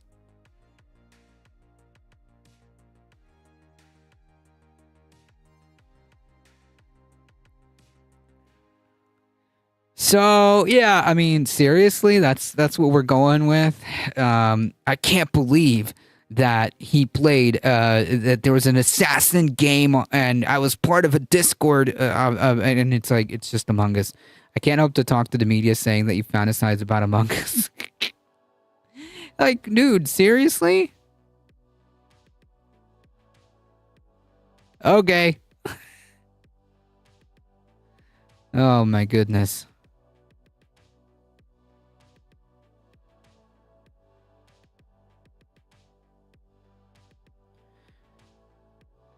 All right, folks. I think this story is pretty important. Yeah, everything is pretty sus now. Yep.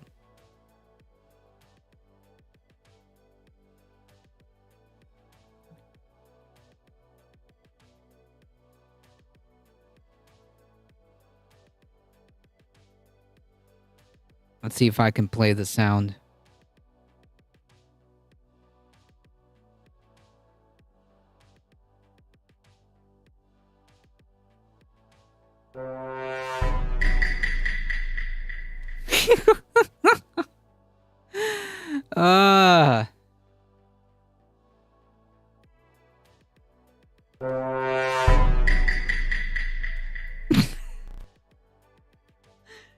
Okay. Focus, people. We only got we only got so much time.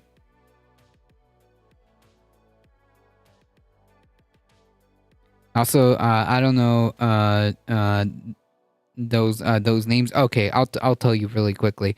I don't know what the NLRB means. National Labor Board. So this is involving the labor board. Schumer is the head senator, lead senator of the Democratic Party in the Senate. Manchin is also a senator who recently left the Democratic Party. And Sinema was also a senator who used to be in the Democratic Party and left.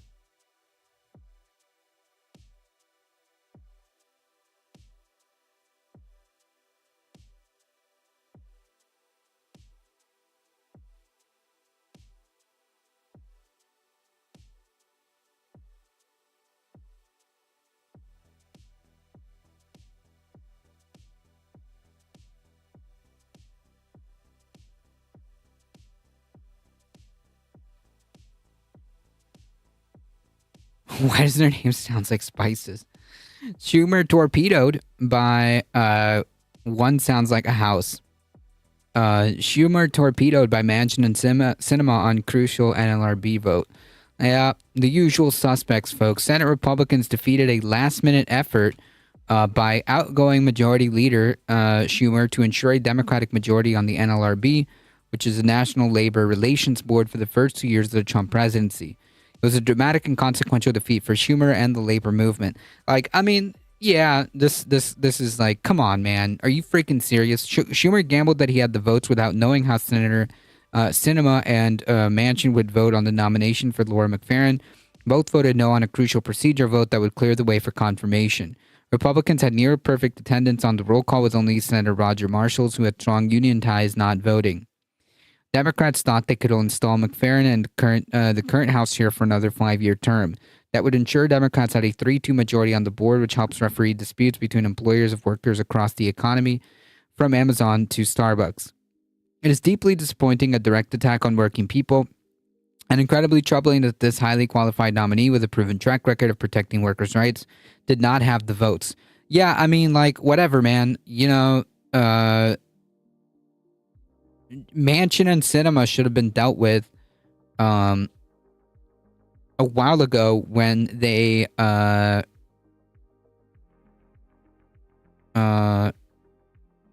when they successfully torpedoed the Build Back Better plan. What does private companies like Amazon and Starbucks have to do with this? So basically, like, the National Relations Board is like it's a bureaucracy, right? It's part of the government that helps liaison between workers and big companies like Amazon. Like, for example, if Amazon tries to take advantage of you, you can file a complaint to the NLRB. As an example. Okay, so it's any syndicate. Yes, it's an example because those two are egregious. With Manchin apparently off campus, Sinema was the first 2 of the no votes. That left the votes tied at 49-49, with the possibility that Vice President Harris could break the tie, but then word began to circulate that Manchin was en route to the Capitol. Manchin arrived after the vote had been open for more than 90 minutes and voted no. So there you have it, folks. There you have it.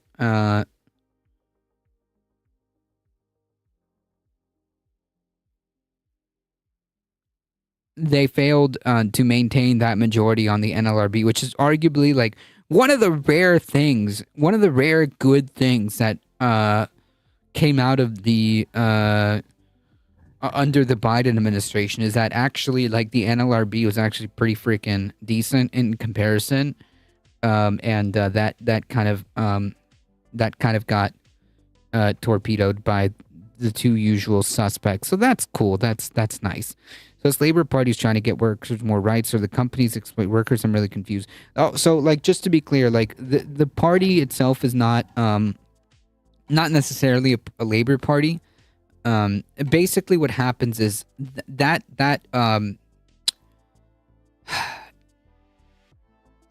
department if I'm for lack of a better word, because like it's a bureau. It's a bureau. And they have the Senate, which is the upper chamber of Congress, gets to appoint those NLRB people, right? There's 5 of them. And it seems like they've lost that majority. Democrats won't have the Senate again until 2100. Whew. Oh man, don't say that. I'll be long gone. When that happens.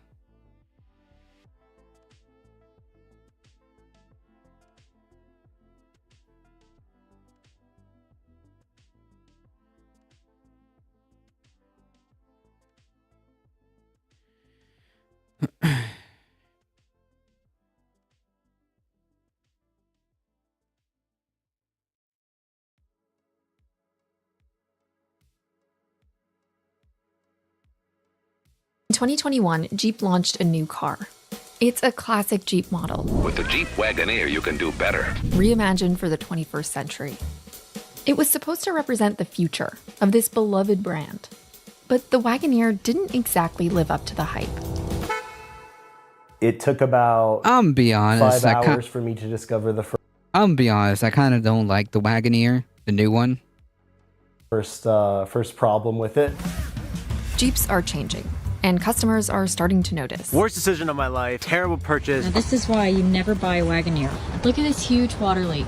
Bruh, don't buy this shit.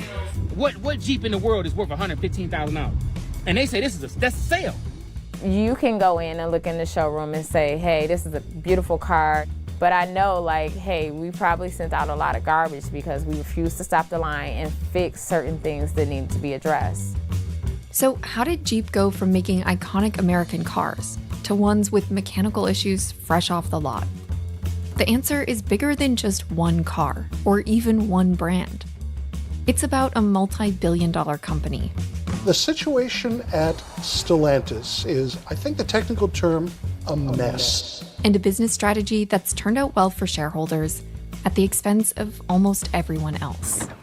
A story as old as time, huh?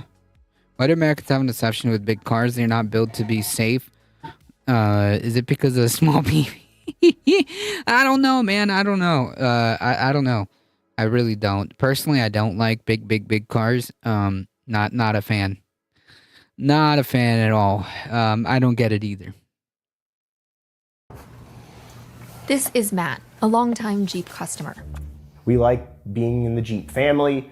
We wanted to keep it that way, and the new 2022 Wagoneer came out. Matt thought the Wagoneer would be an upgrade from his Jeep Grand Cherokee.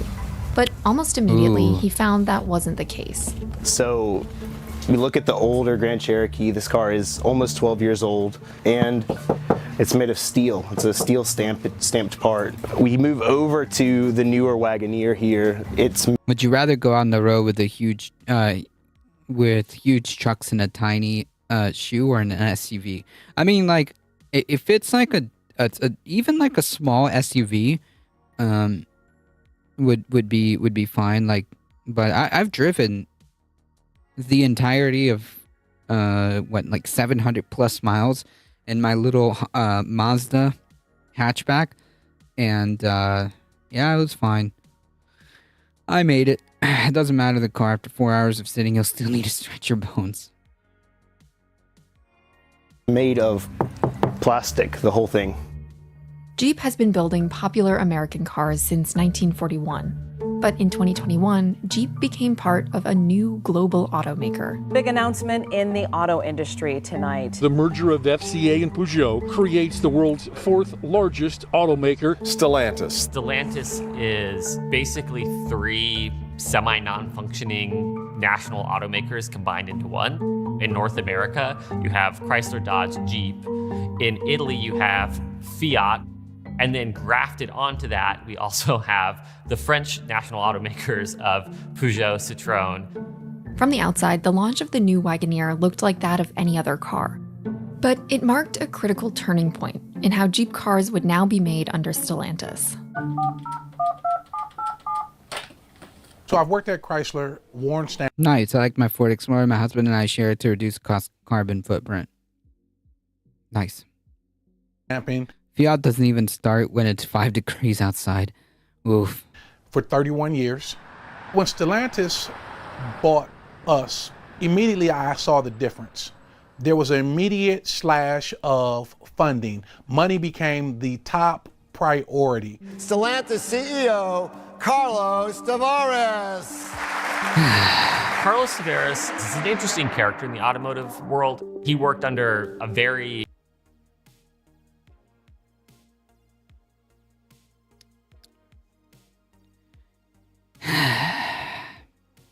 charismatic, famous executive called Carlos Ghosn. Carlos Ghosn made headlines in 2019 for escaping house arrest in Japan. Carlos Ghosn has fled house arrest. How exactly did he arrange to leave Japan? But before all of that, Ghosn had a different reputation. Carlos Ghosn was famous for cost cutting.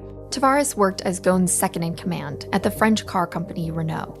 As Ghosn's protege, Tavares soon earned himself a reputation for being able to turn around struggling brands and deliver profits for shareholders. Carlos Tavares has been clear from the beginning that his goal in the larger Stellantis organization is to make it efficient and to make it function at almost any cost. Cost reduction is not becoming a taboo anymore. We have been working hard on cost reduction for many years. We have not been so popular, but now everybody recognizes that the customers want affordability. The first place Stellantis started pinching pennies was in manufacturing. There were always what they called time studies. They look at it and they say, hey, well, one person could really just do this job. They figured that the less people doing the same job they could get, that was the more bang for their buck. We went down about 400 people on temporary layoffs. So we went from almost 1,000 people. Yeah, I would say that that would be worse. And to become a programmer for gambling online sites couldn't be me, even if I did know how to do it. In the building working to less than 600. In just its first 3 years as a company, Stellantis cut roughly 40,000 employees globally. Stellantis announced it will lay off more than 1,100 workers. Layoffs at Stellantis and thousands of jobs are on the line. In the US, one of the most drastic cuts was the decision to idle a factory that had been around since the 60s. One of the state line's largest employers announces it's shutting down. Tuesday is the last day of production at the Stellantis Belvidere assembly plant. You know, people moved to Belvidere for this. This has always been the heart of Belvidere. The community at Belvidere has lost millions of dollars in revenue. The barbershop, the McDonald's, the car wash, the gas station, that was 2,500 people or more that went past those businesses every day. Then there's the workforce at Warren Truck, where the Wagoneer is made, which is almost half what it was in 2022. Stellantis saying they plan to lay off roughly 2,450 workers. But for Stellantis, the cuts meant one thing. During the pandemic, the profit margins for Stellantis, even with everything happening in Europe and everywhere else, were huge. In 2023, Stellantis made $18 billion in profit and paid out nearly $7 billion to shareholders, 53% more than the year prior. That's what Tavares it's all took about. home almost $40 million, 479 times as much as the average employee. He himself got to take home basically, excluding Elon Musk, the biggest paycheck of any automotive CEO in the world. But then what happens next? Workers wanted their share of the profits too. Union workers at Ford, GM, and Stellantis went on strike in 2023 and won unprecedented gains, including a commitment from Stellantis to reopen Belvidere. For a moment, it looked like Stellantis would have to stop making cuts and invest in the workers who made its profits instead. But that didn't last long. You know, the best way to think about it is like Stellantis was like Wile E. Coyote running off the cliff. And so long as Stellantis didn't look down, they were fine. Stellantis had not only cut expenses, they had also raised prices by a lot. By 2024, Jeep cars went from being priced below the industry average to $6,000 above it. And during the pandemic, when cars were in short supply, that worked. After COVID passed and we were the highest priced vehicles, you knew there had to be a problem in the very end, and we saw it. After the pandemic, Stellantis kept prices high, which meant people weren't buying their cars. There's a thing called average selling days, and this is how you look at how quickly does a car get sold and how many of them do you have, and you get at a number. And the Stellantis brands have all been so high that they're either at the top of the graph, they've been on the lot for 140 days, 150 days to move all the cars, or with Ram, actually, they had so many trucks, they were selling so slowly, they didn't fit on the chart. Once affordable cars had become out of reach for many Americans, and for the workers who built them. It's insane. I don't know what Stellantis is smoking to think that this is going to sell in America. This is what people want from Jeep. But this was by design. Stellantis executives wanted its cars, especially ones like the Wagoneer, to tap into high-margin luxury markets, rather than being mid-range cars like the Jeep models that had served Americans for decades. The 2014 Grand Cherokee had a sticker of 46. 2022 Wagoneer had a sticker of 80. This is almost doubling the price. With prices this high, customers expected a quality car. Nah, can't be me, man. I couldn't imagine myself paying that much. Hoo boy. Every 15,000 miles, these tires wear bald on the outside edge. It takes like how long to get to that screen? Oh, that's frustrating. Yeah, it's like, oh man. There was like a mouse squeaking noise coming from right up by the windshield and in the dashboard, and within a couple of days I was noticing vibration in the steering at highway speeds, and just not problems that you would expect on any new car, let alone one that costs $80,000. That's like not good. I would not buy another Stellantis product.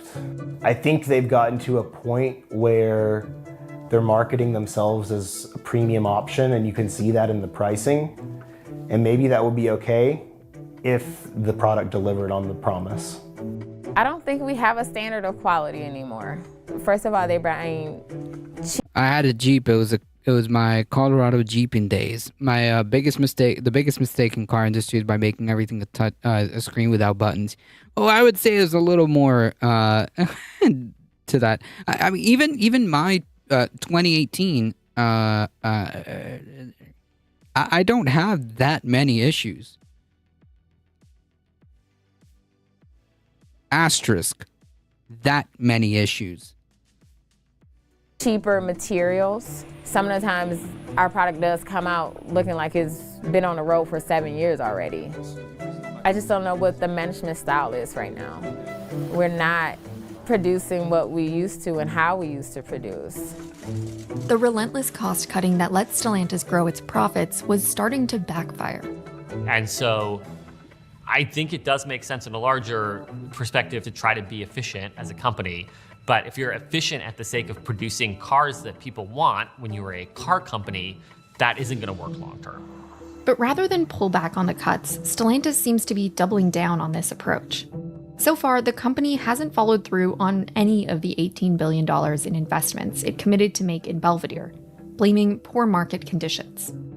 When we reached out to ask about this, Stellantis told More Perfect Union it remains firmly committed to the U.S. and will continue to abide by the 2023 UAW collective bargaining agreement.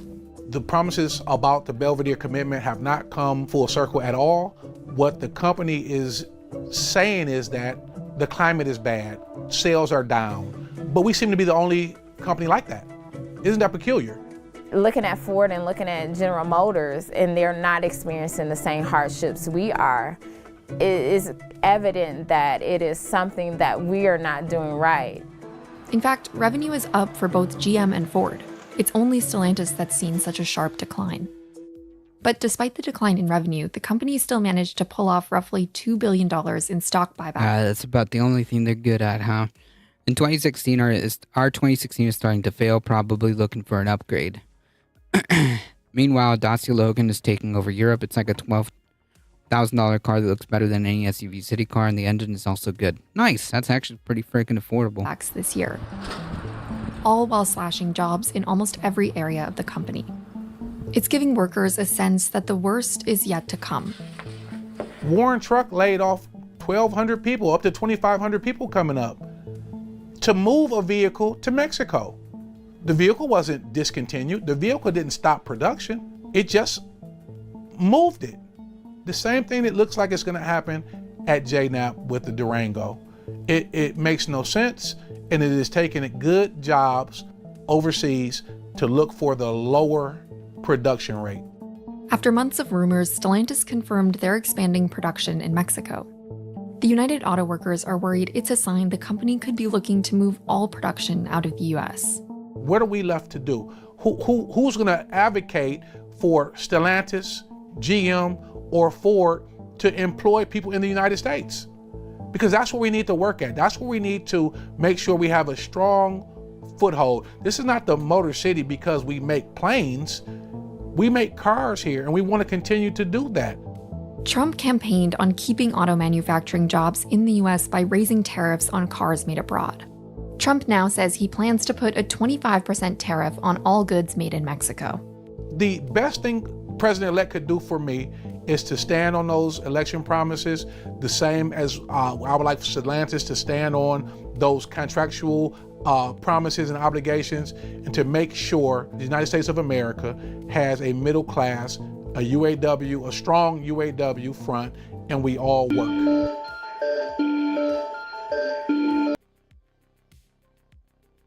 Oh, cool.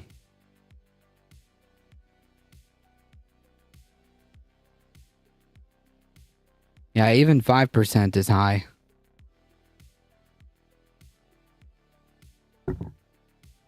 That's pretty cool.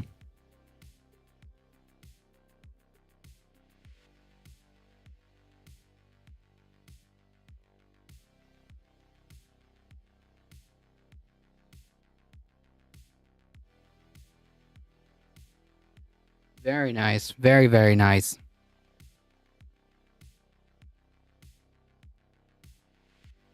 No, it's just a promo. I mean, I would drive this. I would drive this. In a surprising move, Carlos Tavares stepped down as CEO in early December.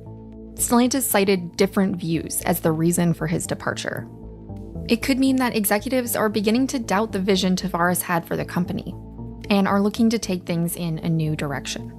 They only have a very narrow window of time with which to get North America back to where it's supposed to be and where it should be and where it has somewhat historically been. But it requires a lot of hard choices, and those choices are not necessarily cutting, it's more investing. Choosing to invest rather than cut would be a radical shift in Stellantis' business strategy. But it could be the key to getting the company back on track. I think a really good example of this is Ford. But what they did is they've invested a lot of time and money in a third generation vehicle and an affordable electric car. And it means some hard choices in the short term and a lot of investment now for an uncertain outcome in a couple of years. But if it pays off, it's going to pay off huge for the company. I believe in supporting American jobs and buying American vehicles. I think it's important that we keep auto manufacturing in the country. So that was definitely a factor. Yeah, I wouldn't have been as interested if it had been, made in Mexico or elsewhere, My ask or my demand was to be, firstly, to keep the promise. The contractual obligations will significantly benefit everyone. Invest in us. You'll be glad you did it. In this episode of Capitalism Ruins Everything,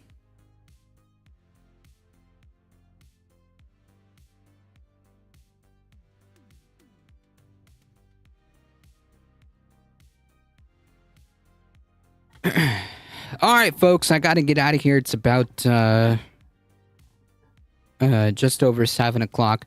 Thank you all for joining. I appreciate it. Thank you. Thanks, Obama. Thank you all for hanging out. I appreciate it. Thank you to Craftus for the tier 1 sub. I appreciate the support. You guys are what makes this channel grow. Thank you. If you want to keep supporting the channel, there are many different ways. Consider checking out the Substack. It is free. Join the Discord, folks. This Sunday around 6 p.m. Eastern, we'll be streaming Good Luck and Good Night. So join us for that if you want to at movie night this Sunday. Join the Discord. Consider checking out the merch store, hitting up the ! tip. You can tip directly to support the channel. I appreciate it. Thank you, Heat. Thank you, Michael Hassler, for modding the chat. I appreciate it. We're heading out, folks. See you guys tomorrow. As always, don't forget, spread the word far and wide. We're here Monday through Thursday around 5 p.m. Eastern. Next Wednesday, we will have a guest on stream, so stay tuned for that. We will have Becky from the Beckosphere around 6 p.m. next Wednesday. If you make your stream at other hours, I can raid you from other channels. Most people have the same views as you and I, and they speak English also. Yeah, I mean, I wish, I wish, preferably, I used to do the morning show. Believe it or not, I used to do this in the early AM, so it would be very early before work. But now, because of work and whatnot, I've been relegated to this schedule. But yeah, otherwise I feel you. How long ago was that? It was many moons ago. Many moons ago. But anyways, I appreciate the support. Again, don't forget, next Wednesday, we will be talking with the Beckosphere. Wonderful human being. So I appreciate her coming on. How long ago was that? Yeah, a long time ago. I thought I'd hate the evenings, but it's great. Yeah, I kind of, I've learned to adapt.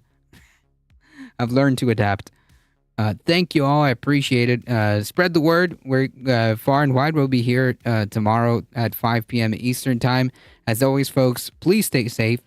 Please take care of each other. I love you all, and I hope to see you guys in the next one tomorrow, 5 p.m. Eastern. See ya.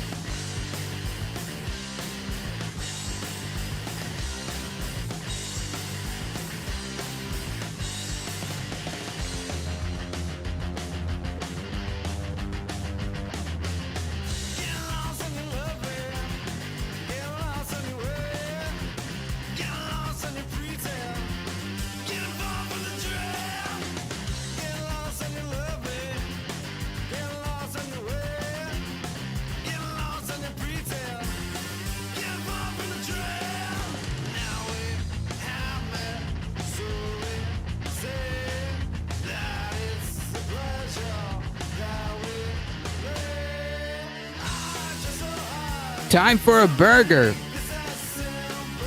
I don't know what I'm gonna eat, to be honest. I guess I should go figure that out.